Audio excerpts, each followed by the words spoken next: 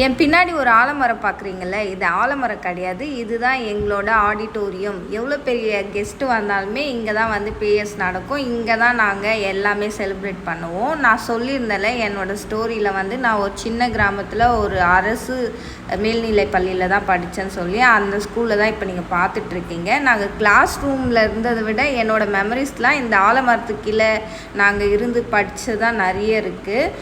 ஏன்னா ஃபுல்லாமே எங்களுக்கு வந்து ஆலமரம் கீழே தான் கிளாஸஸ்லாம் அப்போ நடக்கும். இந்த பாதாம் மரம்லாம் நாங்கள் அப்போது பிடி பீரியட் அப்போ நாங்கள் வச்சு நாங்கள் தண்ணி ஊற்றி பராமரித்து வளர்த்தது இப்போலாம் இவ்வளோ பெருசாக ஆயிருக்கு. ஆஃப்டர் 12 இயர்ஸ்க்கு அப்புறம் நான் இந்த ஸ்கூலுக்குள்ளே நான் போனேன். தென் வந்து இதுவும் ஒரு மேஜிக்கலாக தான் எனக்கு நடந்துச்சு. யூனிவர்ஸ் என்னை கூப்பிட்டு போயிடுச்சுன்னு நான் சொல்லலாம். பிகாஸ் நான் இப்போ சீரியஸ் போட்டிருந்தது எனக்கே தெரியாது நான் திரும்பி என்னோடய ஸ்கூலுக்குள்ளே நான் போவேன்றது. ஆனால் போயிட்டேன். போயிட்டு அதை உங்களுக்கு வீடியோ எடுத்துக்க. உங்களுக்கும் இது மாதிரி மரத்துக்கு அடியில் உக்காந்து கிளாஸஸ் படித்த ஞாபகம்லாம் இருந்தால் கண்டிப்பாக கமெண்ட் பண்ணுங்கள். நம்ம பேஜ் மறக்காமல் ஃபாலோ பண்ணிக்கோங்க. உங்கள் கூட படித்த உங்கள் ஃப்ரெண்ட்ஸ்க்கு வந்து இந்த வீடியோவை ஷேர் பண்ணுங்கள். பாய் பாய்.